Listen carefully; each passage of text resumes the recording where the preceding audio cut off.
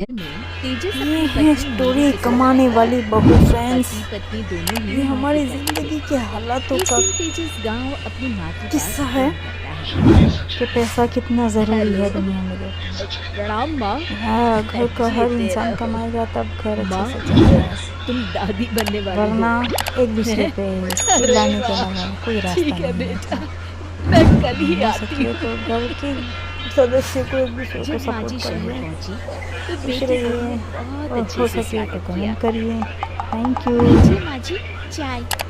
अरे, गर्मा गर्म पकोड़े ले आओ माँ के लिए।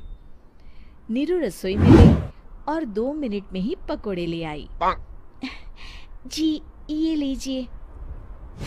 बहू, जादू से बनाए हैं क्या? अभी तो रसोई में गई थी। यमी।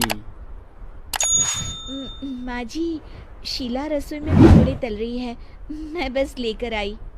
हे भगवान, मेरा धर्म भ्रष्ट कर दिया तूने। अब तो गंगा जल से शुद्धिकरण करना होगा। दूसरे दिन, माँ जी, मैंने नाश्ता बना लिया है, ऑफिस जा रही हूँ। पर अभी तो घर का सारा काम पड़ा है। शीला आती ही होगी, झाड़ू पोछा बर्तन कपड़े वो सब कर लेगी। हमारे जमाने में घर का सारा काम हम ही करते थे। जी माँ जी, आप बहुत होशियार हैं, मैं घर ऑफिस दोनों नहीं संभाल पाती। तो जरूरत क्या है घर से बाहर जाकर चाकरी करने की? वैसे भी घर का काम खुद करने से घर में बरकत आती है, समझी? पर माँ जी, पर वर कुछ नहीं, इस महीने की पगार मिले फिर ऑफिस बंद है। हाँ। रात को नीरू तेजस से कहती है, सुनिए जी, माँ जी बोल रही थी कि मैं नौकरी छोड़ दूं। वैसे ठीक ही तो है, अभी तुम्हें आराम की जरूरत है।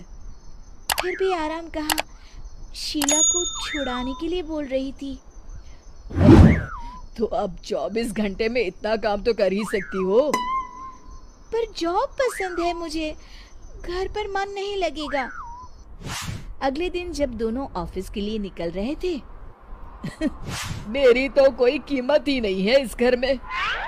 माँ जी, आजकल महंगाई बहुत है, रहन सहन भी बदल गया है, दोनों नौकरी करते हैं तभी ठीक रहता है।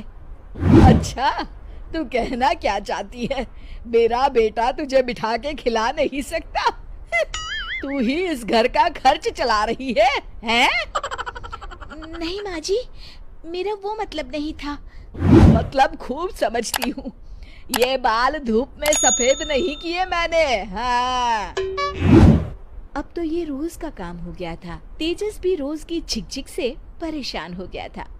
एक दिन उसने कहा, नीरू, वैसे भी तुम्हें मैटरनिटी लीव मिलने वाली है, तो अभी से ही छुट्टी ले लो। पर क्या, मेरी सैलरी अच्छी खासी है। आखिर नीरू ने रिजाइन कर दिया। जब बच्चा हुआ तो घर में सब बहुत खुश हुए। कुछ दिनों बाद तेजस फाइल देख रहा था।